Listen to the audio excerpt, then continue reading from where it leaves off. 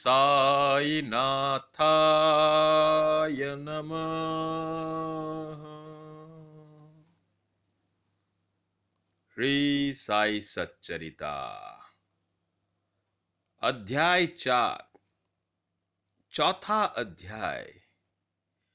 एक एक अध्याय और अध्याय के पीछे का महत्व।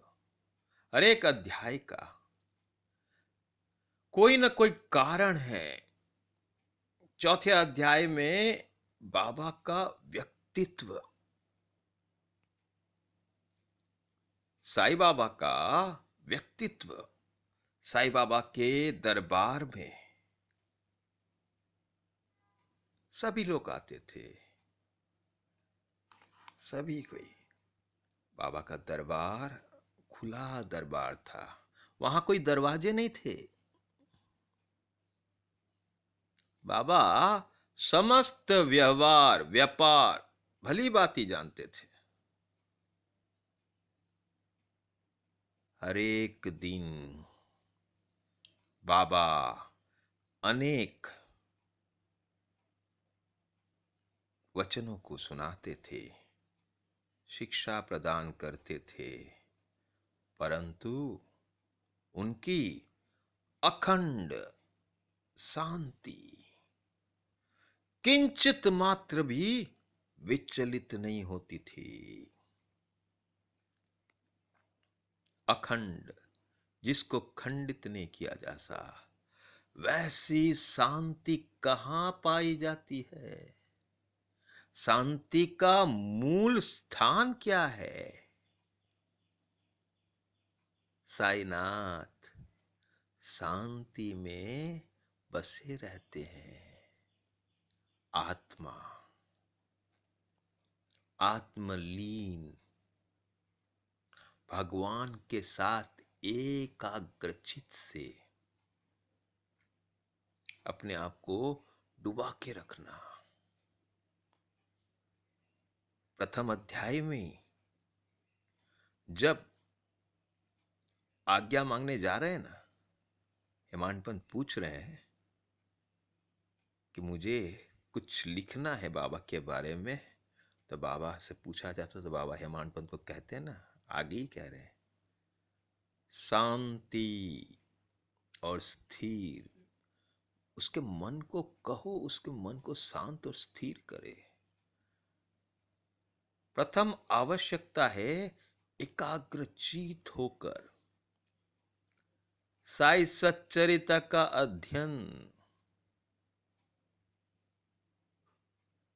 ये साई सच्चरिता हम लोग अध्ययन तो करते हैं, परंतु एकाग्रचित शांत मन से स्थिर होके यदि हम साई सच्चरिता का अध्ययन करेंगे तो साईं बाबा हमें क्या कहना चाहते हैं, हमें कौन सा मार्गदर्शन देना चाहते हैं, वो हमारे लिए स्पष्ट हो जाता है।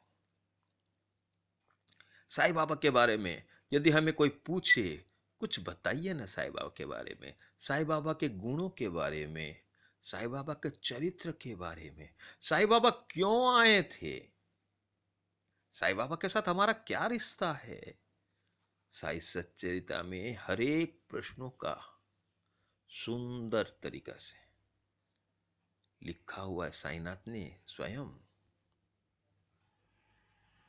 साईनाथ खुद कह रहे हैं, मैं तुम्हें मुक्ति प्रदान करूंगा यदि तुम मेरी लीलाओं को श्रवण करोगे।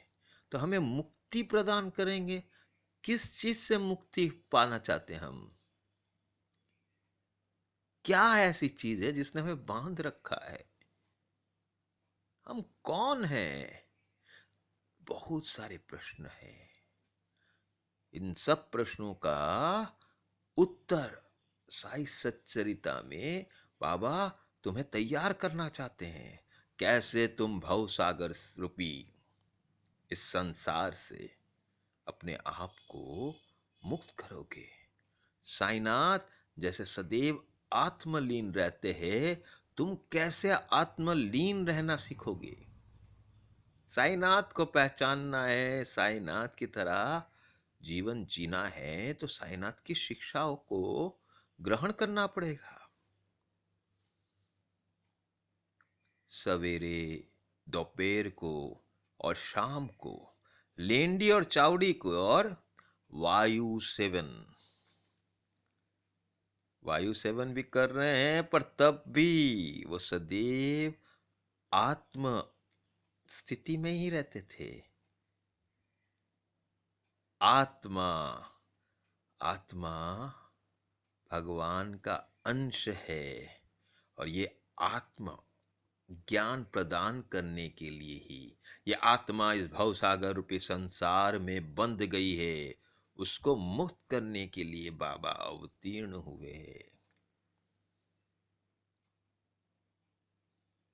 वे स्वयं मुक्त थे तो भी मुक्ति कैसे पाई जाती है, उसके लिए क्या आचरण करना चाहिए, वो स्वयं करके दिखाते थे। अपने आप को साधकों के समान आचरण करते थे। श्री साईं बाबा, जिनके श्री चरणों का स्पर्श, बाबा के चरणों के स्पर्श से ये शिरडी पावन बन गई। बाबा के चरणों का महत्व असाधारण है। चरण, बाबा के चरण का इतना क्यों महत्व है? बाबा के आचरणों से पता चलता है बाबा का क्या आचरण था। बाबा का आचरण क्या पाया जाता है? बाबा का आचरण है वे सदैव आत्मलीन रहते हैं। उनके मुंह से अमृत झरता था। अमृत वर्षा यानी भगवत वचन, भगवान का नाम, भगवान की बातें, परम ज्ञान, सदैव वचनों कुछ ना कुछ कहते रहते थे भगवान के बारे में।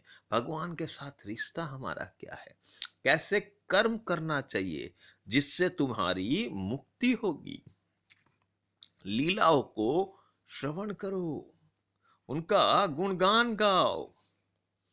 ऐसा असाधारण था कि उनके चरणों से चुम्बन, ये चरणाम्बुज के चुम्बन करने के लिए शिरडी की पवित्र भूमि, उसके कण कण, फूल, पत्ते, पत्थर धन्य हो गए।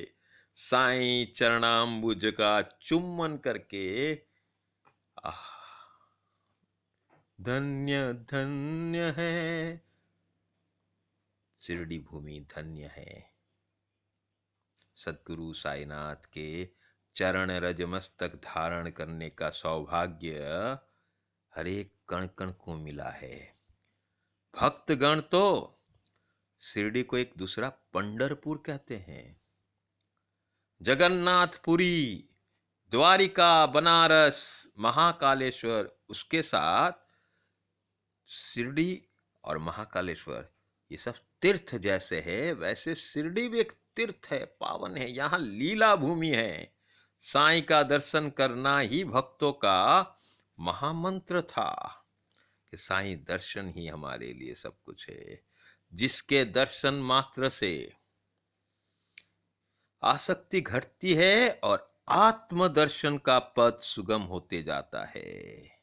आत्मदर्शन, बाबा का चरित्र को, बाबा का व्यक्तित्व में क्या पाया जाता है। बार बार साई सच्चरिता में एक ही बात, बाबा कैसे सदैव आत्मलीन रहते हैं। आज भी बाबा को जब देखते हैं, उनकी नेत्र की तरफ देखो, ऐसा लगता है वो तुम्हें देख रहे हैं, वो तुम्हें नहीं, तुम्हारे अंदर जो आत्मा है उस आत्मा को निहार रहे हैं। उस आत्मा को मुक्त करना है। यह आत्मा ये भवसागर रूपी समुद्र में बंधी है। उसे कैसे मुक्त किया जाए, उसका मार्गदर्शन करने के लिए साईनाथ आए। एक एक अध्याय, एक एक कारण, उन कारणों को जब जानेंगे तब साई सच्चरिता अध्ययन करने में हमारा मन बैठेगा, आनंद मिलेगा। ओम